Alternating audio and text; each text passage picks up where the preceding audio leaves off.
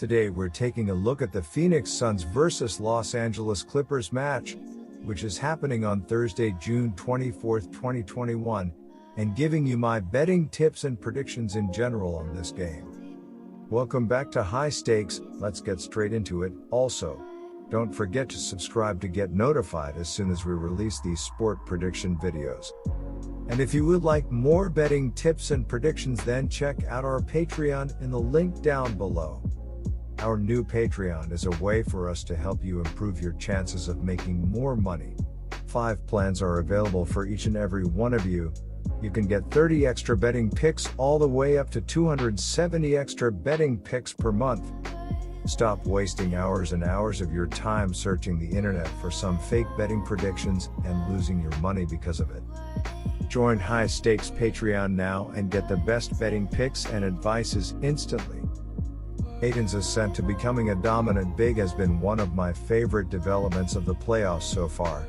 Ayton consistently finds ways to impact games with his soft-scoring touch inside, high motor on the glass, quick feet and reaction defensively, and his freakish athleticism. He put up 24 points and 14 rebounds in Game 2 as he made 12 of 15, 80% shots, including the game winner. Ayton has favorable matchups against the Clippers when the Clippers go big. Zubac/Cousins, or small, Morris/Batum, as his size, strength, and quickness combination is unmatched in the Clippers' frontcourt. Even with Paul expected to play in Game 3, the Suns must continue to feed Ayton and exploit his advantage inside offensively, while he anchors the defense on the other end. Phoenix improved to 10-2 in the postseason as they reeled off their 9th straight victory by prevailing in the final seconds on Tuesday night in Game 2.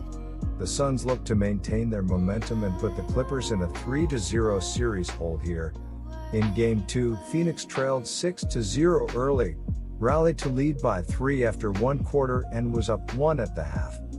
While the Suns won Game 1 as they shot over 40% on threes, they struggled from beyond the arc in Game 2 as they made just 6 of 26 threes, 23.1%.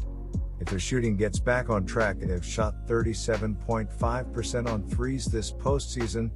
They should win as Paul and Booker's mid-range game and Ayton's advantage in the post will give them too much firepower for the short-handed Clippers without Leonard. With Paul back leading the offense, this should mean higher quality perimeter shots for just about everyone on the wings like Payne, Jay Crowder, Michael Bridges, and Cam Johnson, who combined to make just 4 of 17 threes in Game 2. While Payne struggled shooting threes in Game 2, he excelled at everything else. The man who didn't have an NBA roster spot at this time last season scored a game-high 29 points while dishing out a Paul-esque 9 assists and no turnovers. LA simply let things slip away in Game 2 and have no one to blame but themselves coming into this contest as they try to avoid falling into a 3-0 hole. The Clippers now hope to bounce back at home, much as they did after dropping the first 2 games of their Western Conference semifinals series with the top-seeded Jazz. LA led by 6 early but found themselves down 3 after the opening quarter and by 1 at the half. The Clippers trailed by 4 after 3 quarters and by 6 with under 3 minutes to go before reeling off a 12-5 run to take a 103-102 lead with 22.2 seconds remaining. LA had a chance to extend that lead with 8.2 seconds remaining only to have Paul George plank 2 free throws, giving the Suns a chance. The Clippers then gave up an offensive rebound to set up the game's final play. LA shot 45% from the field, including 13 of 38 from three-point range, and went 18 of 24 at the charity stripe in the loss. George led the Clippers with 26 points, 6 rebounds and 6 assists, though he was just 5 of 10 at the free throw line. During the regular season, the Clippers shot the highest three-point percentage in the league by more than a full percentage point as they made 41.1% of their threes. They have continued their success from beyond the arc in the playoffs, as their 40.2% accuracy ranks 3rd behind only the Jazz and Trail Blazers.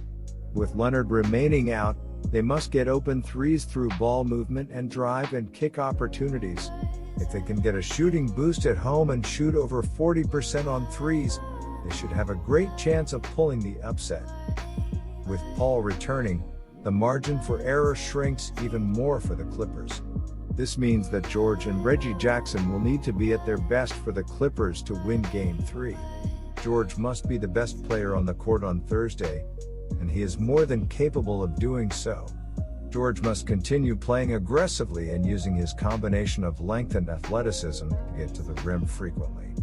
His 29% shot frequency at the rim ranks in the 77th percentile among forwards this postseason. If he can use his driving ability to get more space and shoot high-quality threes, he made just one of 8 threes in Game 2, the Clippers will be in a good spot offensively.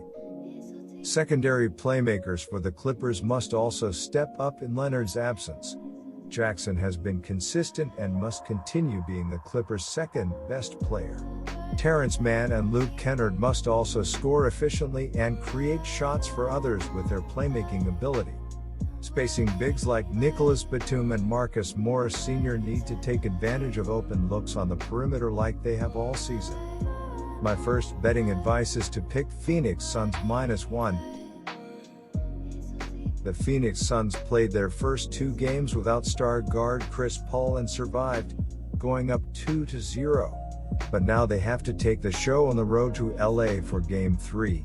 The Suns won Game 2 by the score of 104-103. It was a thrilling finish with 4 lead changes in the final 30 seconds.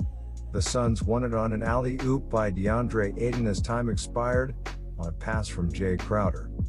The Phoenix Suns are averaging 111.2 points on 49% shooting and allowing 102.1 points on 42.7% shooting. Devin Booker is averaging 28.3 points and 5.3 assists, while DeAndre Ayton is averaging 16.3 points and 10.8 rebounds. Chris Paul is the third double-digit scorer and Cameron Payne is grabbing 2.7 rebounds. The Phoenix Suns are shooting 37.5% from beyond the arc and 87% from the free throw line. The Phoenix Suns are allowing 33.7% shooting from deep and are grabbing 42.9 rebounds per game. Cam Payne had a big game in place of Paul, scoring 29 points with 9 assists. Ayton had 24 points and 14 rebounds, while Devin Booker had 20 points and 5 assists. Dario Saric and Cam Johnson each had 11 points for Phoenix. The Suns shot 50% from the floor but only made 6 three-pointers and shot 23% from 3. Booker had a rough night, making just 5 of 16 from the floor. There is no word yet on the status of Chris Paul, who is in COVID protocols. First off, let's keep in mind that the Clippers have been here before. Twice. In the first round they lost the first 2 games at home to the Dallas Mavericks, and then went on to win in 7 games. In the second round, they were down 2-0 to the Jazz after losing the first 2 games in Utah and went on to win in 6 games. After Tuesday's heartbreaking 104-103 loss to Phoenix, the Clippers are now down 2-0 again. The Los Angeles Clippers are averaging 114.3 points on 48.8% shooting and allowing 109 points on 46.6% shooting. Kawhi Leonard is averaging 30.4 points and 7.7 rebounds, while Paul George is averaging 26.6 points and 8.7 rebounds. Reggie Jackson is the third double-digit scorer and Marcus Morris Sr. is grabbing 4.3 rebounds. The Los Angeles Clippers are shooting 40.2% from beyond the arc and 83.6% from the free throw line.